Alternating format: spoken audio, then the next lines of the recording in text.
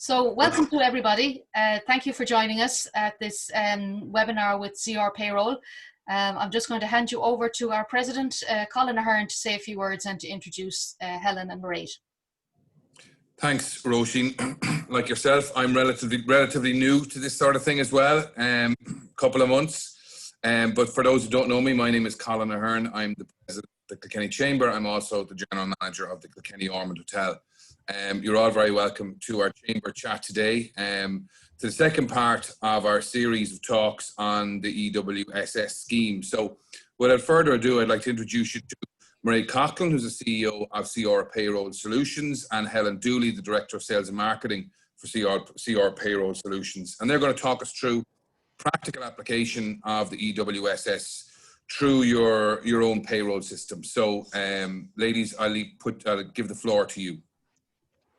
Thanks very much, Colin. Thanks, Roisin. Roisin, if you wouldn't mind starting the presentation there for me. So as Colin said, Jim and Ciara from PwC last week went through the TWSS and the EWSS from a tax perspective last week. Now, if you haven't had a chance to actually to review or to see that recording, you weren't able to attend, I would suggest that you do have a look at it, because it does go through a significant amount of detail with regard to the eligibility for the scheme and that tax perspective also. So from our perspective today, we're going to be discussing the employment wage subsidy scheme from a payroll perspective. As Colin said, it's about the practical application of that. So is they all on screen? Can you see the screen there? 1 second. Oops. Can you see it? No.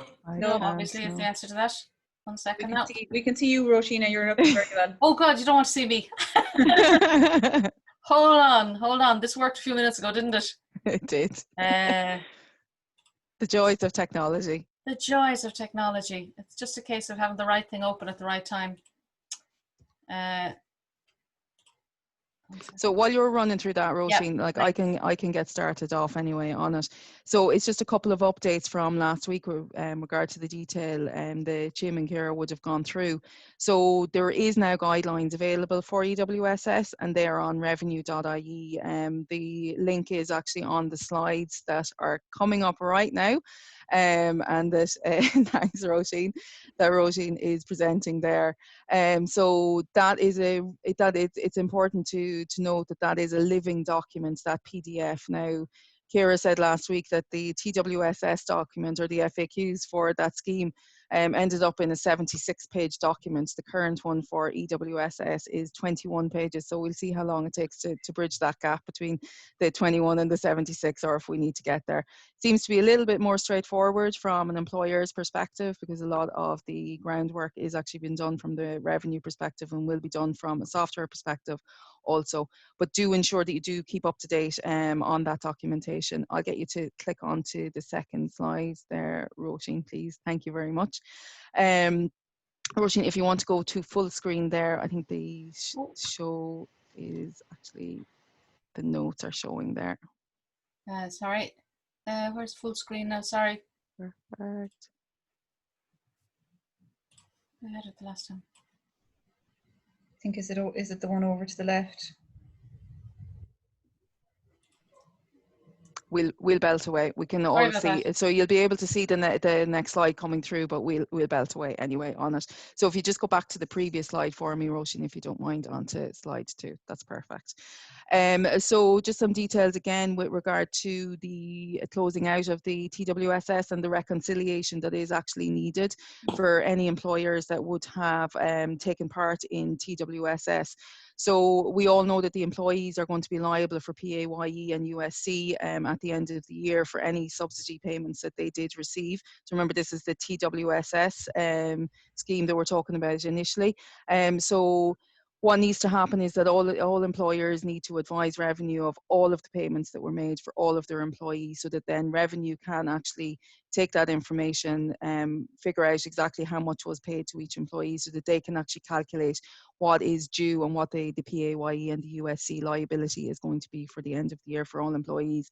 So again, that's through the employer services screen on the revenue on ROS. So please make sure that you do actually return that information, because it is required to close out the TWSS screen. Another point that Jim alluded to last week was with regard to the proprietary directors and the eligibility for the scheme. Now, it has been said previously that they weren't going to be eligible. They are now eligible, but with certain conditions. So I've given a screenshot there of the details that is held in the PWF or the PDF, the detail of the scheme. So again, it's in recognition of key role played by certain proprietary directors in providing employment to others. So again, there is going to be a certain sector of proprietary directors that will be eligible. And this is especially in the SME sector that it has been agreed that EWSS can be claimed in respect of certain proprietary directors. You also see some detail there with regard to the connected parties. And again, it's at the, I suppose, the initial stages of the information that has been supplied. So that's why it's really important to keep an eye on both the press releases and that living document, which gives you the EWSS guidelines. So Roisin, if I could ask you just to flick on to the next screen for me, please. So I'm just going to run through initially just a little bit of a checklist. So key dates that are in the system at the moment and key dates that you need to be aware of. Now, we all know that the system was open for registration from the 18th of August. Now, what's really important and what was that Jim and Ciara said last week was that tax certificate. So the tax clearance certificate needs to be in existence for the entire business along with all directors. So please ensure that that is something that you keep aware of throughout the subsidy scheme, because it is something that will actually be vetted by revenue to ensure that you are still eligible to stay within the scheme. Another obvious one for that registration piece for EWSS is that you are registered for PAYE and PRSI, that you have actually registered for the scheme itself. Please ensure that you check the detail on ROS and make sure that your company is actually registered for the scheme. That is imperative that it is done. So that has to be done prior to the first pay date. It can't actually be backdated. Please also ensure that you have a bank account associated with the registration for the scheme. It is highly important that that is correct and the details are listed. Now, as I said, the registration for the scheme cannot be backdated, but it doesn't need to be backdated if, for instance, you are going to be processing seasonal workers or part-time workers that would have worked with you in July and August. I'll run through that now with you. The 31st of August is another date that's going to be the last TWSS claim that you put through. Again, remember, it's the pay date, and that is then the closure of the two schemes running in parallel since the 1st of July. The 1st of July, in terms of a new scheme or a new process that's going to be brought through for revenue, it's called the sweep back payments. So this applies to any eligible employers. So remember that you have actually registered and that you are eligible for EWSS, and that you can make a claim for any subsidy payments in terms of respective new hires, or if you've got any seasonal workers who have been working with you since the 1st of July. Now, there are going to be limited exceptions on that, and again, refer to that living document for any updates that will be pushed through by revenue. So at the moment, it's looking like the payment for those sweep back subsidy submissions will actually be paid back to employers in September. The process is that you have to actually apply for it before the 5th of September. The access to it, or the process that you will have to go through, is that you're sending through all of your employee details, the PPSN number, your employee IDs, the employee names, and so on, and that you will be processing that electronically through probably a CSV file format. But again, remember that the current recommendations are that that needs to be submitted back before the 5th of September. A running theme throughout this presentation will be that revenue to advise. So please do keep referring to the press release and to the PDF document. It is a living document, and that is where you will get your most up-to-date information on all of the schemes, because there is some details that still have to be released with regard to some of the details. What will happen then with regard to the sweepback claim? So the revenue will then calculate the total subsidy that is due based on the rules of the scheme, and that they will pay the subsidy to the employer's designated bank account. So again, having that correct bank account in there is of high importance. Just to note that the PRSI, the employer's PRSI, is still at that 0.5% rate, and it is applicable to those employees again in July and August. And the refund date that will then be calculated and posted as a credit against your employer's PRSI. And again, it's looking like it will be probably September time. But remember, the 5th of September for submission, and that there will definitely be no additional submissions or amendments processed after the 14th of September in relation to any claims for July and August. So there again for your new hires or for your seasonal workers. So from the 1st of September onwards, we're looking at your first EWSS payment. So the payment dates, again, it's the pay dates from the 1st of September onwards. And the pay date really is the critical date that you're looking at. It's not relevant as to when the employee worked. It is actually the pay date. And remember, key notes are that you're stopping that J9 PRSI class. It is no longer applicable to EWSS. It was a scheme or a mechanism that was used for TWSS, and there is a completely different process in place. So no J9 PRSI class should be used for any pay dates after the 31st of August 2020. And again, as I said already, the PRSI employer rate is staying at the 0.5%. And what we'll do is just later in the presentation, we'll be running through a working example of the application of that. Another key date that we're looking at is the 23rd, the week commencing the 23rd of August. This is a little bit grey in terms of the updates that are going to be presented by revenue. So again, it was this week. Typically, your revenue updates are applied at the weekends. The latest date that this needs to be applied is by next Tuesday morning. So all of the systems should be up to date and running, and all amendments published by next Tuesday, but it probably will be over the weekend when the updates will be pushed through. Another significant date for you is that 31st of March date, which is actually, apologies, that should be 2021, not 2020. I'll update that, Roisin, and send you an updated version of the spreadsheet or of the presentation. So as of today, the scheme is actually coming to an end on the 31st of March 2021. Though you must be aware that the legislation will allow for it to be extended to the end of June. But officially, as I said, today, the end date of it is the 31st of March 2021. A key note for you for when you are running the scheme, if you are running the scheme from September to February, that you need to continually assess your eligibility for the scheme. So an important task is that you're checking to make sure that your tax certificate is up to date, and that all of the detail that Jim and Ciara went through last week, that you are still eligible for the scheme itself. Now, the expectations are for EWSS that there will be a lot more checking done than there was done for TWSS. So anyone that's taking advantage of the system will be highlighted, and you will have the consequences of revenue and the conversation with revenue with regard to it.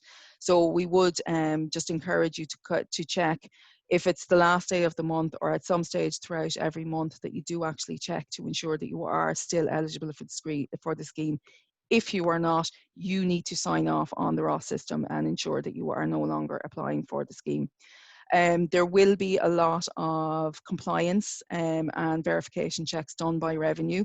So any detail that you would have used to enter the scheme or to apply for the scheme, and any eligibility that you need to track for remaining within the scheme, you need to keep copies of that and make it available to revenue if required.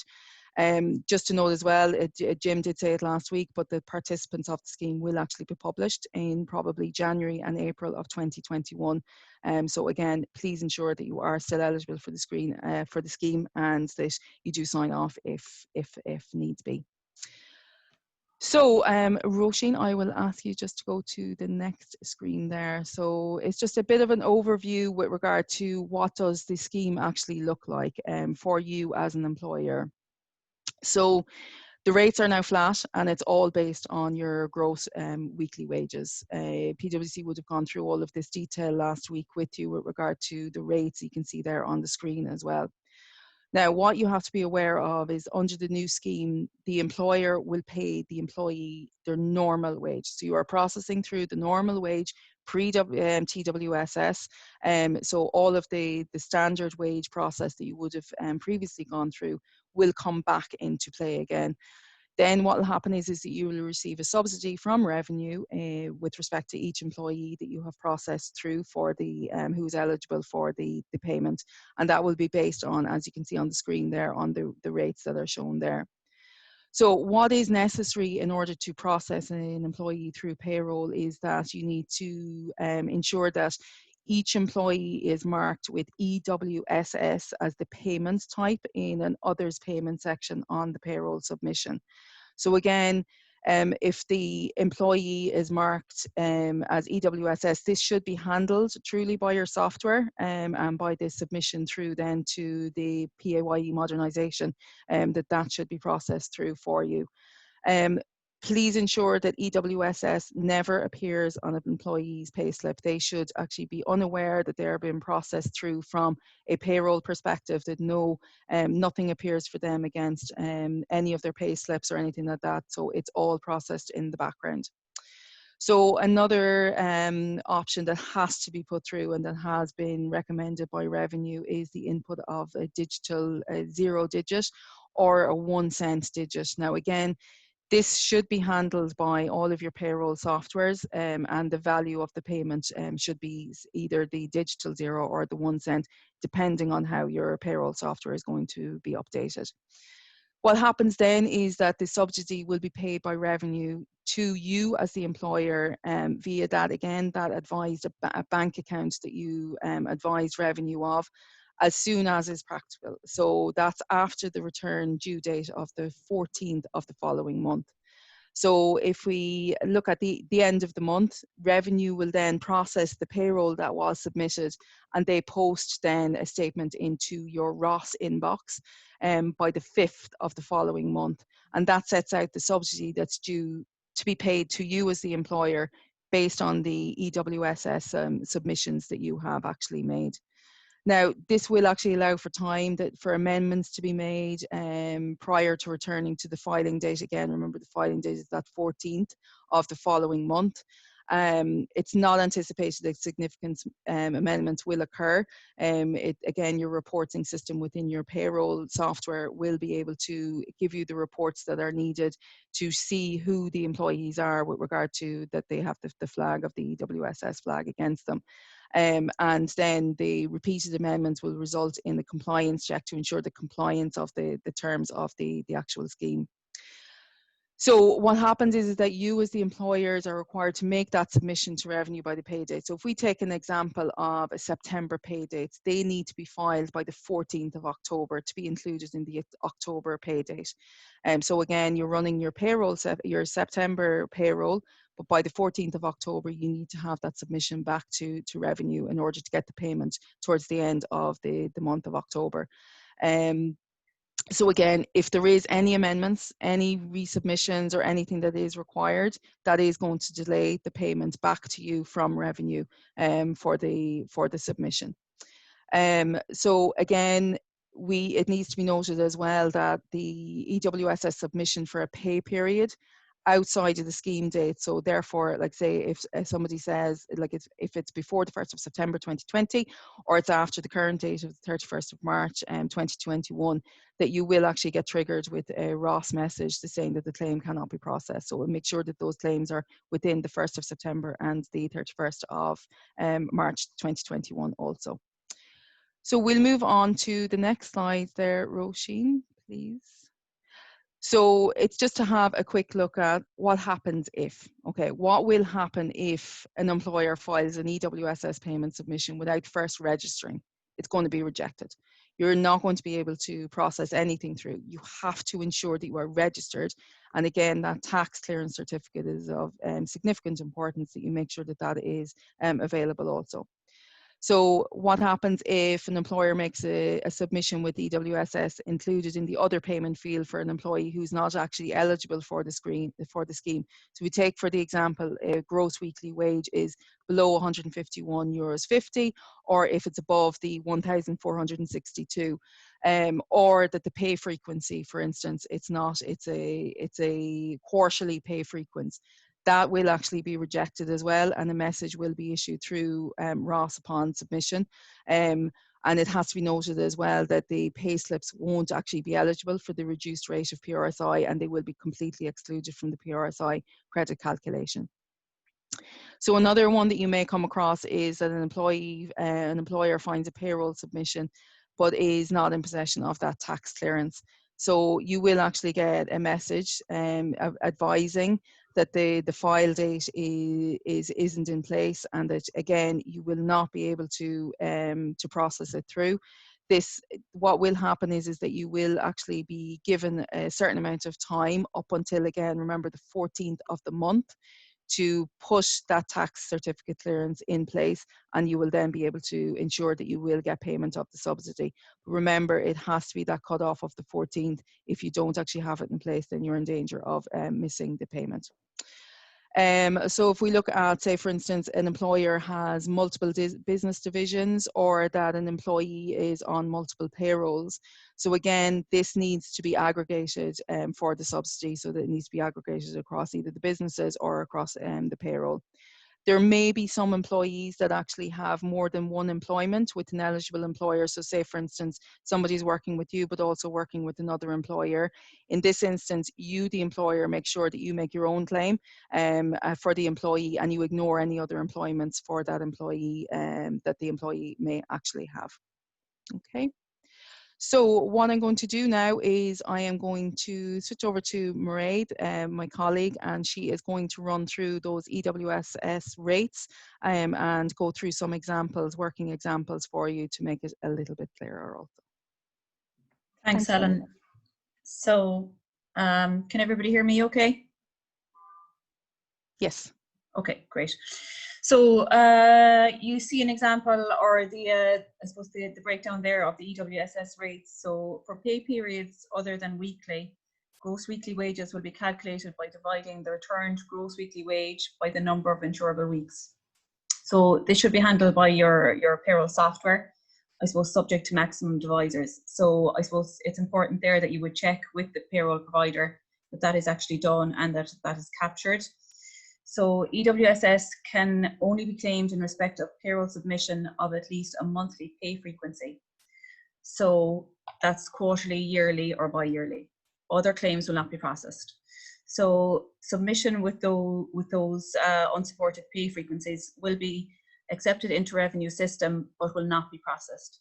And a message will be displayed to let you know that they will not be processed for subsidy or PRSI credit purposes. The next thing then is that gross wages, as reported on the payroll submission, includes notional pay and is there and is before deduction of items such as pension, salary sacrifice, etc. So it excludes any DASP benefits which employees may have mandated to be paid to the employer. Examples of that would be illness or maternity. So such monies should continue to be included in the non-taxable pay as normal and are ignored when calculating the quantum of the subsidy to be paid on submission via ROS, advising that they will not be processed for subsidy or PRSI credit purposes. So moving on then to the PRSI element. So because employer PRSI will have been returned as part of the payroll submission at a higher rate than the 0.5% available under the scheme, an adjustment to the liability returned, which becomes part of the monthly payroll return, will need to be made. So revenue will then undertake this by calculating a PRSI credit due to the employer.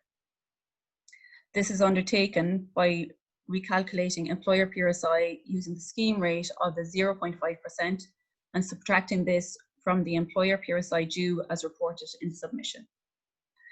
So how that happens is that overnight on the return due date of the 14th of the following month, Revenue will post the PRSI credit due for that month to the employer's monthly payroll return to reduce the overall payroll tax balance due. This reduced liability is then what becomes due and payable for the relevant month. So I suppose that's your key figure then to watch out for in terms of cash flow implications. So to avoid any delay in posting the employer PRSI credit, submissions need to be made by the return filing date of the relevant month. So for example, September pay dates need to be filed by the 14th of October to be included in the October calculation. Any amendments or submission of EWSS payroll after the return date will be subject to review by Revenue, which will lead then to an unavoidable delay in the posting of the credit. So Roisin, if you could flick on there to the next slide, please. On your screen there, guys, you can see some examples worked through and provided by Revenue of the EWSS, I suppose, in motion. So employer A on the screen there is eligible and registered for EWSS and has tax clearance, which obviously is essential. September has 4 pay dates and employees are paid the same amounts weekly. PAYE, USC and PRSI are calculated on the full gross weekly wage paid to each of the employees, utilising the most up-to-date RPN available. So I suppose that's key as well, that you make sure that you do have the up-to-date RPN, as that's one of the key factors. The table shows the relevant calculation of net wage subsidy and employer PRSI credit.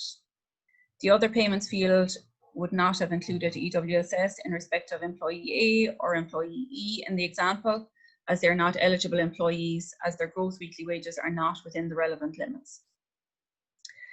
So on the 5th of October, employer A will receive a statement into their ROS inbox advising the EWSS of 2230 is due to them for the month of September.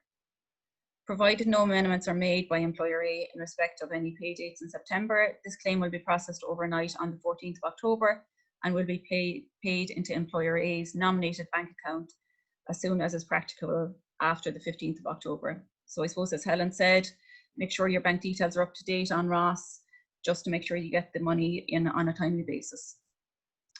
Also overnight on the 14th of October, the calculated PRSI credit due of 564 will be posted against the employer PRSI liability due for September 2020.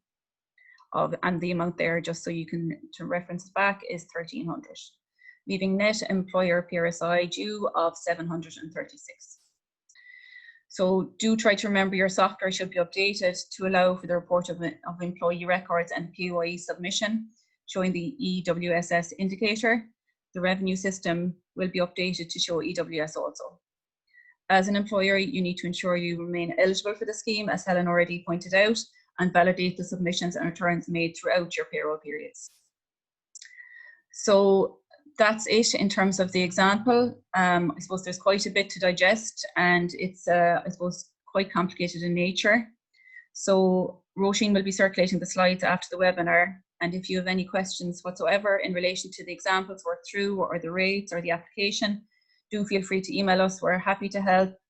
I suppose especially in Kilkenny, it's I suppose we're all part of the local business community, so happy to help out if people have questions. And finally, I just want to thank Roisin for all the organising, and hopefully everybody found it useful. Thanks very much, Mairead. I do apologise to everybody. I'm really sorry about the gremlins on the presentation, but fair dues to both Helen and Mairead for ploughing through it. There have been a couple of questions that have been raised, but as you say, if you would mind just posting them on to helen.dooley@crpayrollsolutions.com, you'll see her email address there on the screen, and Helen will be sending me on the presentation. And if you want a copy of it, then can you please email me at admin@kilkennychamber.ie, and I'll send them on to you. Thanks very much indeed. Colin, I'll hand over to you. Yeah, thanks, Roisin, and thanks, Mairead and Helen. It's a minefield, and it was really interesting. Look, as Roisin said, please email through any queries you have, and To those people that are here that aren't members of the Kilkenny Chamber, if you wish to partake in any of our chamber chats going forward, please make sure you email your details through to Roisin at the email there that she said. So thanks again to CR Payroll for the really instructive presentation. Thank you all for attending this afternoon. I know everyone's busy, and the best of luck with everything going forward. Thank you.